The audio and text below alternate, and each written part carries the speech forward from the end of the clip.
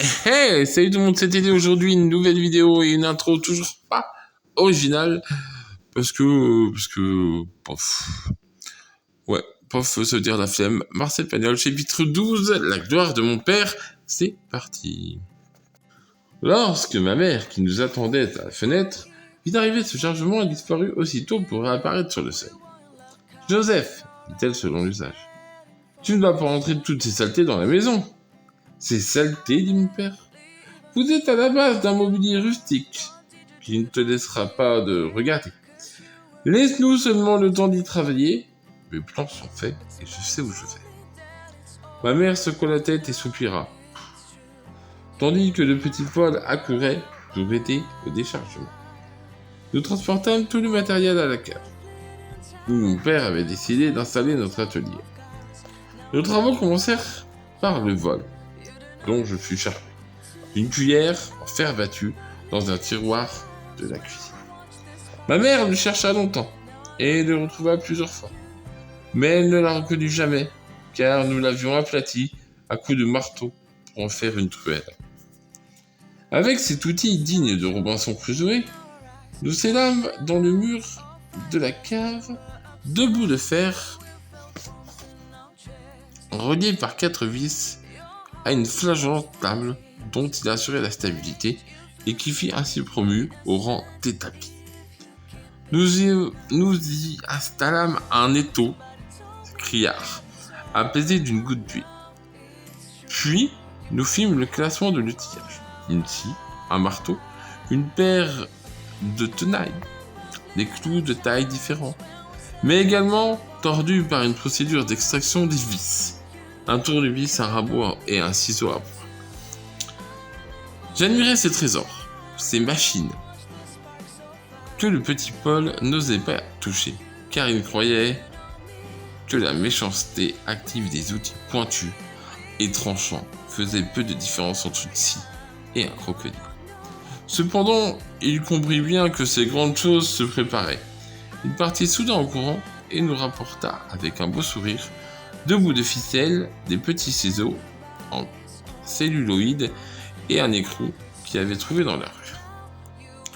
Nous accueillîmes ce complément d'outillage avec des cris d'enthousiasme et de reconnaissance, tandis que Paul rougissait de fierté. Mon père l'installa sur un tabouret de bois et lui recommanda de ne jamais en descendre. Tu vas nous être très utile, lui dit-il, parce que les outils ont une grande malice. Dès qu'on les cherche pas, ils les comprennent et ils se cachent. Parce qu'ils ont peur des coups de marteau, dit Paul. Naturellement, dit mon père. Alors toi, sur ce tabouret, surveille-les bien. Ça nous fera gagner beaucoup de temps. Chaque soir, à 6h, je sortais de l'école avec lui. Nous rentrons à la maison en parlant de nos travaux et nous achetions en chemin des petites choses oubliées, de la colle de menuisier, des vis, un pot de peinture, une râpe à bois. Nous nous arrêtions souvent chez le brocanteur, devenu notre ami. Là, j'entrais en pleine féerie, car j'avais maintenant la permission de fouiller partout. Et il y avait tout dans cette boutique. Pourtant, on ne trouvait jamais ce que l'on cherchait. Venus pour acheter un balai, nous repartions avec un cornet à piston ou une sagaie, celle-là même, au dire de notre ami, qui avait tué le prince Bonaparte. Dès notre arrivée à la maison, ma mère, selon le rite établi, nous dépouillait de ce butin, nous lavait les mains, en grande hâte, et brossait nos trophées à l'eau de Javel. Après cette toilette médicale, je plongeais dans l'escalier de la cave et je trouvais mon père en compagnie de Paul dans l'atelier. Il était éclairé par une lampe à pétrole. Elle était en cuivre, un peu cabossée, portait un bec matador, c'est-à-dire que la mèche circulaire sortait d'un tube de cuivre et montait sous un petit champignon de métal qui forçait la flamme à s'épanouir en corolle. Cette corolle était assez large, et pour le contenir, le verre, que les Anglais appelaient excellemment la cheminée, avait à sa base un renflement de plus belles effets. Mon père considérait cette lampe comme le dernier mot de la technique. Et il avait vrai qu'elle donnait une vive lumière en même temps qu'une violente odeur moderne. Nous commençâmes par l'assemblage des chaises. C'était un puzzle, et d'autant plus difficile à résoudre que les barreaux n'étaient pas dans les trous des montants et qu'ils n'étaient pas tous de la même longueur. Nous allâmes revendiquer chez l'antiquaire qui feignit d'abord de s'étonner, puis nous donna une botte de blaireaux. Il tint à la ressortir d'un petit cadeau sous la forme d'une paire d'étriers mexicains. C'est génial. À grand renfort de colle forte dont je faisais fondre les galettes dans de l'eau tiède, les 6 chaises furent reconstituées, puis vernies. Avec de la ficelle épaisse, ma mère tissa les sièges. Puis, un raffinement imprévu, une triple cortelette rouge en cernait les bords. Mon père les avait rangés autour de la table de la salle à manger. Il contempla longuement. Puis, il déclara que ces meubles, aussi attifés, valaient à peine moins 5 fois le prix qu'ils avaient payé, et nous fit admirer une fois de plus les prodigieuses affaires qu'il savait découvrir chez le brocanteur. Ce fut ensuite le tour de la commode,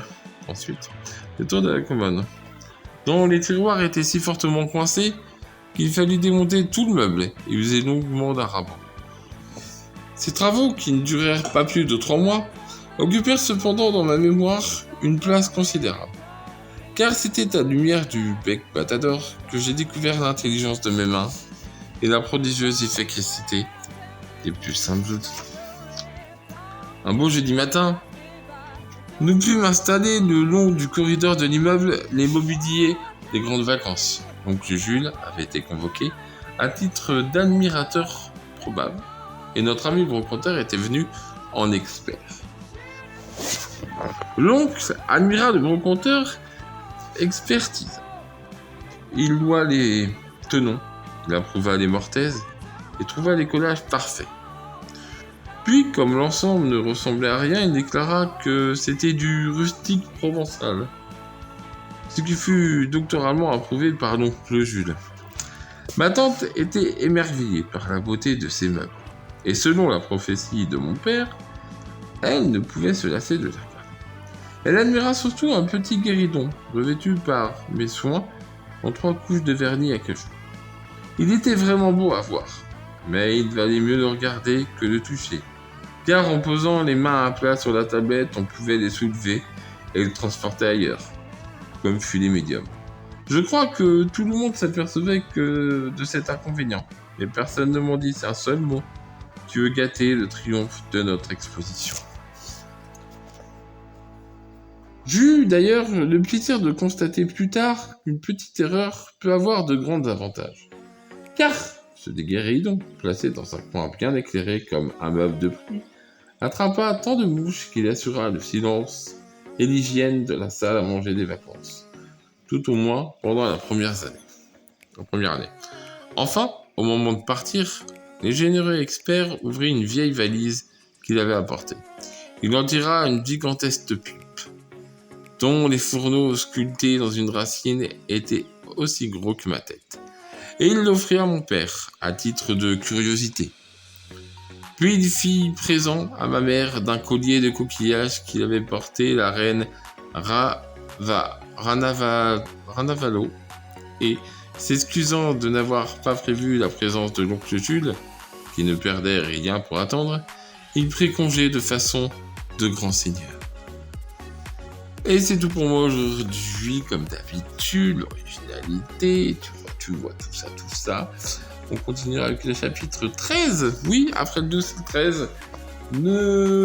Si ça vous dit, lâchez un commentaire, un like, un abonnement, ça me ferait super plaisir. C'était Teddy, merci.